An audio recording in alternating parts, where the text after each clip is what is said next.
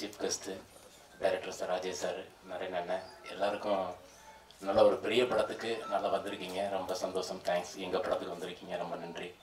சீரன் மிக சீக்கிரம் வர 4ஆம் தேதி வந்து சீரி பாயும். ரொம்ப அழகாக எடுத்திருக்காங்க டைரக்டர் சார். ஃபஸ்ட்டு வந்து ப்ரொடியூசர் ஜேம்ஸ் கார்த்திக் சார் ரொம்ப அழகாக எங்களை எல்லாரையும் நல்லா சூப்பராக பார்த்துக்கிட்டாரு. எனக்கெல்லாம் கேட்டதுக்கு மேலே நல்ல சம்பளம் கொடுத்தாங்க. எல்லாருக்கும், எனக்கு மட்டும் இல்லை, எல்லாருக்குமே நல்ல சம்பளம் கொடுத்தாங்க. நல்லா பார்த்துக்கிட்டாங்க. ரொம்ப சூப்பர் மனுஷன். ரொம்ப தங்கமான மனிதன். அதாவது வந்து ஃபஸ்ட்டு போனோன்னா சொல்லுவார், சாப்பிட்டீங்களா, ஓகே, என்ன பேமெண்ட் வீட்டில் இருந்தால் நல்லா இருக்காங்களா, நாங்கள் வீட்டுக்கு இதெல்லாம் வாங்கிட்டு போங்க அப்படின்னு சொல்லி நல்லா அன்பாக கொடுத்து அனுப்பிச்சுடுற ஒரு நல்ல மனிதன் ஜேம்ஸ் கார்த்தி சார். ரொம்ப நல்லா பார்த்துக்கிட்டாங்க.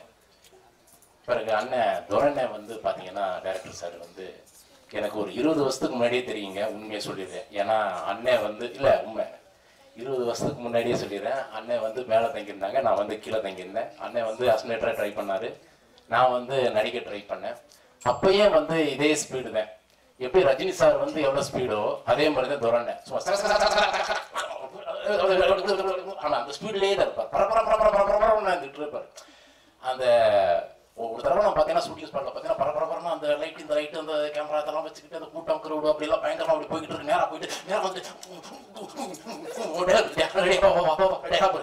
நான் ஷூட்டிங் பார்க்க வந்திருக்கேன். ஷூட்டிங் இந்த மாதிரியே இருப்பார். பரபரப்பாக தான் இருப்பார். உண்மையிலே துரண்ணை வந்து அவருடைய சின்சியராட்டி, அவருடைய உழைப்பு ரொம்ப அழகாக பண்ணியிருக்காரு.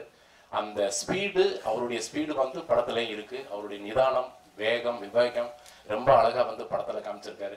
எந்த இடத்துல காமெடி வைக்கணும், எந்த இடத்துல ஆக்ஷன் வைக்கணும், எந்த இடத்துல சாங் வைக்கணும், ரொம்ப அழகாக சூப்பராக பண்ணியிருக்காரு. திரைக்கதையாக ரொம்ப அழகாக பண்ணியிருக்காங்க. பிறகு கேமராமேனு பாஸ்கர் சார், அவருக்கும் டைரக்டர் சாருக்கும் வந்து அப்பப்போ இந்த குட்டி குட்டியாக ஒரு லவ் வரும். ரொம்ப அழகான ஒரு லவ். அப்படி பேசிகிட்டே இருப்பாங்க. என்ன சார் நீங்கள் சொல்லவே இல்லை, நாங்கள் என்ன சொன்னேன், இது இந்த மாதிரியே போய்கிட்டு இருக்கோம். அப்படி இப்படி போயிட்டு பாரு ப்ரொடியூசர் வருவார், இதெல்லாம் இப்படி பண்ணாங்க, அப்படி பண்ணாங்க, இப்படிலாம் பண்ணுங்கன்னு சொல்லிட்டு போயிடுவார். அந்த மாதிரி ரொம்ப அழகாக எடுத்திருக்காங்க. சூப்பராக எடுத்திருக்காங்க.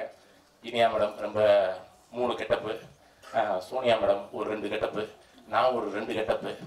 நான் வந்து டபுள் ஆக்ஷனில் பார்த்தீங்கன்னா இந்த சென்ட்ராய எனக்கு டபுள் ஆக்ஷனாக ஒருத்தர் வந்து சின்ன வயசாக ஒருத்தர் நடித்தார்.